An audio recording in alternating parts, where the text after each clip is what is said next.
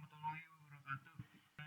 Di sini saya akan menjelaskan sistematika kerja, alur berpikir, dan argumentasi teknis dari pembuatan aplikasi web berbasis HTML, CSS, dan JavaScript yang telah saya buat. Pertama-tama, saya akan menjelaskan tentang sistematika perancangan. Dalam penyelesaian tugas ini, sistem dirancang dengan pendekatan front-end oriented, menggunakan 3 komponen utama, yaitu HTML sebagai struktur konten, terus CSS untuk tata letak dan estetika visual, serta JavaScript untuk logika interaktif. Aplikasi dibangun dalam 6 halaman utama, yaitu checkout, dashboard, history, login, stock, dan tracking. Struktur folder dibuat secara modular, yaitu seperti dalam folder CSS terdapat style CSS untuk file gaya global. Selanjutnya pada folder JS terdapat data.js, login.js, stock.js, dan tracking.js. Data.js berfungsi untuk data dummy berbentuk array JSON. Lalu login.js untuk logika autentikasi. Selanjutnya stock.js sebagai manipulasi DOM untuk tabel stok, dan tracking.js untuk simulasi perencanaan pengiriman. Pendekatan modular ini dipilih untuk memudahkan pemeliharaan, pembaruan, dan pembagian tanggung jawab sebagai fungsi antar file. Selanjutnya adalah alur berpikir dalam perancangan. Tahapan berpikir yang digunakan mengikuti urutan logis, seperti analisis kebutuhan.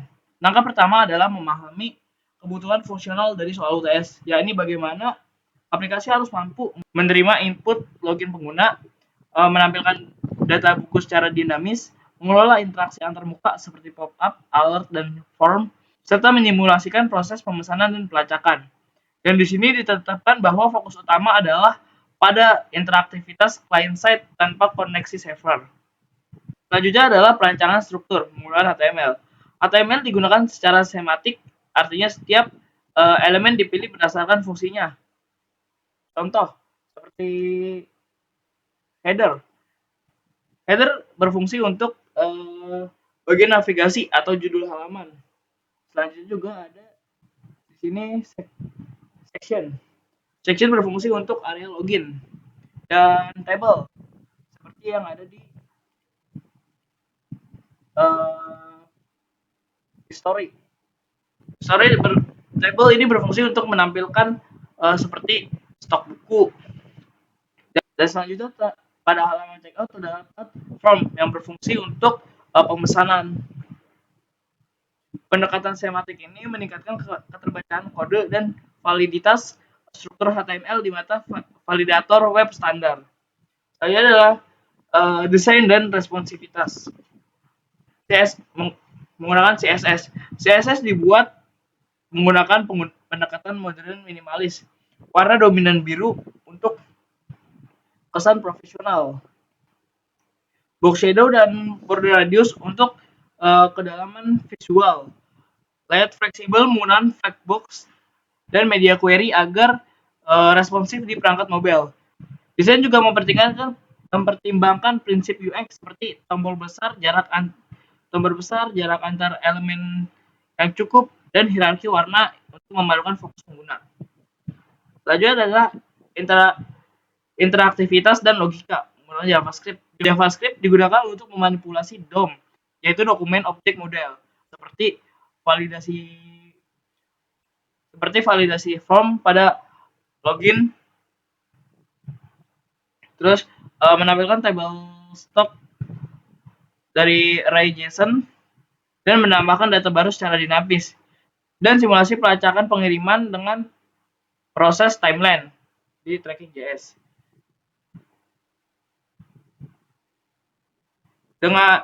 Dengan JavaScript, aplikasi menjadi lebih reaktif terhadap tindakan pengguna tanpa perlu reload halaman.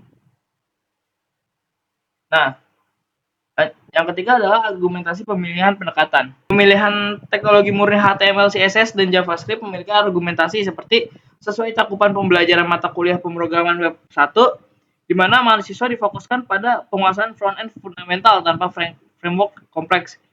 Struktur modular dan sederhana, memudahkan dosen maupun pengguna lain membaca kode tanpa instalasi tambahan.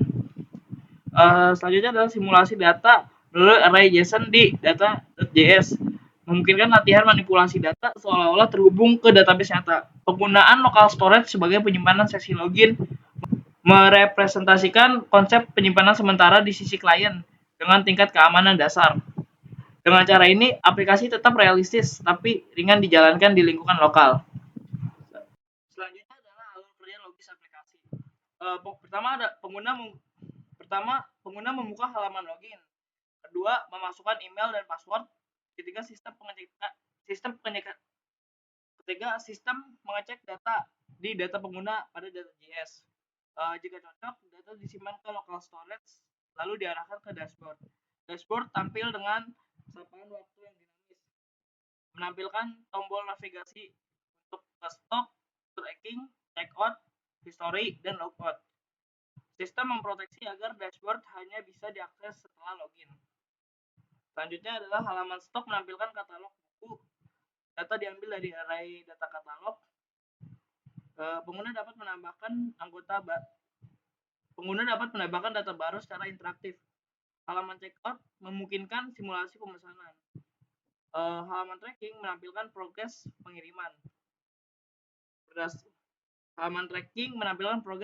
Berdasarkan nomor DO dari data tracking. Ditampilkan riwayat perjalanan dalam format timeline. Logout menghapus data sesi dan mengembalikan pengguna ke login. Itu saja penjelasan singkat dari saya. Terima kasih. Sebelumnya mohon maaf. Wassalamualaikum warahmatullahi wabarakatuh.